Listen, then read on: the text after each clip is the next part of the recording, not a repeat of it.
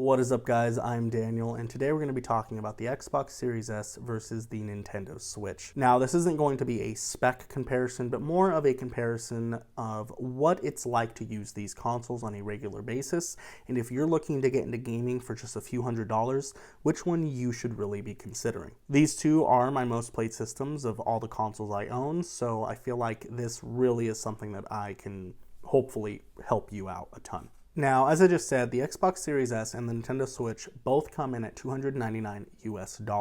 What you're getting for that, though, is very different between the two platforms. The Nintendo Switch ultimately is a party machine. It's very great for playing with friends and obviously taking it on the go. However, the Xbox Series S, in my opinion, really does offer the most bang for your buck if you're just looking to spend $300 and get into gaming. The games on the Nintendo Switch are very expensive in comparison, and they hardly ever go on sale, so you will be expecting to pay anywhere from $30 to $70 per game no matter what on the Nintendo Switch, especially the first party exclusives, which is really where I believe the Nintendo Switch shines. The Xbox Series S, on the other hand, while games can be purchased separately from the Microsoft Store, and you must purchase it from the Microsoft Store because it is all digital, so if you do like having physical games, the Switch will be the console for you. However, with that being said, a subscription service called Game Pass Ultimate does exist for the Xbox Series S, which is just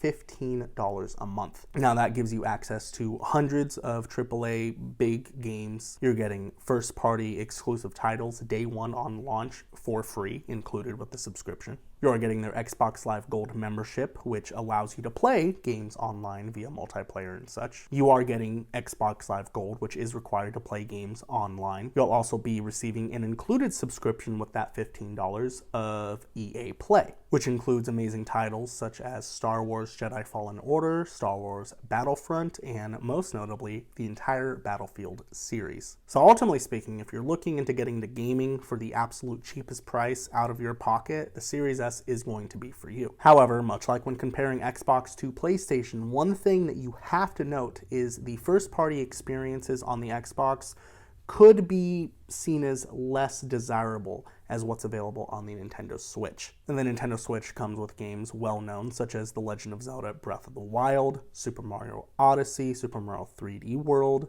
and that's just to name a few. Naturally, one big benefit of the Nintendo Switch, though, is you can take those games on the go. So even if you're looking to get this system for third-party titles, sure, you're not getting to play those in the highest frame rates or the highest resolution. You could be playing it between the two, but you do get to play them on the go. Another thing I'd like to know on the portability aspect, though, is I recently took a trip to Disneyland and I actually brought the Xbox Series S with me. If you have access to a thing like a television and or internet, the Series S is going to be a perfectly fine option for playing when you're traveling. But obviously that's really no comparison to the portability of just the Nintendo Switch the way it is.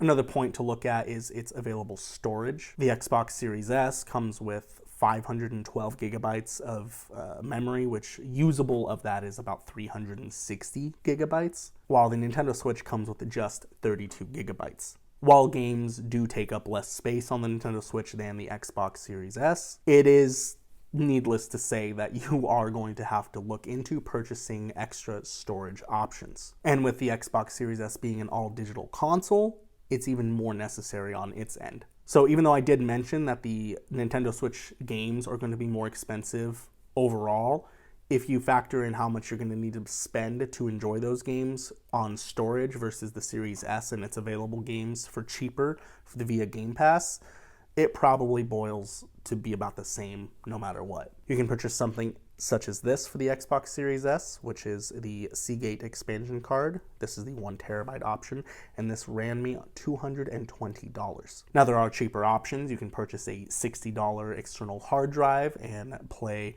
older generation games, or move next generation games between the internal memory and that hard drive, because ultimately you cannot play the next generation games off of the external hard drive. They can only be played via the internal drive or this. So these being my most two played consoles between everything I own, I can honestly tell you I play my Series S much more than the Nintendo Switch, but that's ultimately because I'm just a huge, I like to play multiplayer games. I enjoy playing games like Call of Duty and Halo and Battlefield.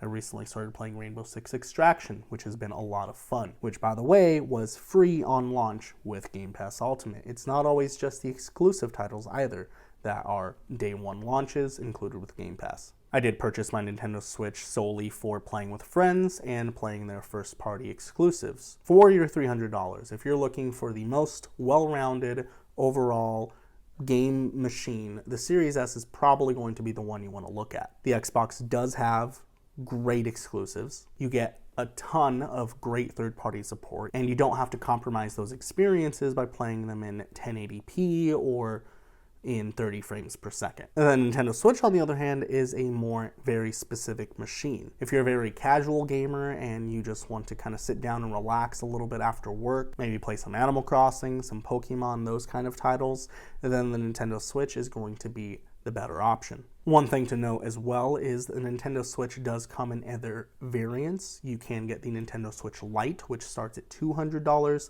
and the Nintendo Switch OLED model, which starts at $349. I didn't really want to discuss those too much because if you compare that to the Xbox Series S and its other variant, the Xbox Series X, the price difference is a much larger gap, but you are getting a lot more features and technology for that price difference. However, it is important to note that if you are perfectly fine with only playing in handheld mode, then the Nintendo Switch Lite is probably going to do just fine for you because there is no difference whatsoever between its graphical performance or CPU or any of that stuff. It's going to be the exact same thing. However, the Series X is much more powerful than the Series S, so just keep that in mind. Anyway, I hope this was able to help you in some way, shape, or form. If you do have more specific questions, feel free to put them down below and I will do my best to answer them the second I see them. If I was able to help you out, definitely drop a like and subscribe if you want to see more videos like this. With that said, thank you for watching and I will catch you in the next one.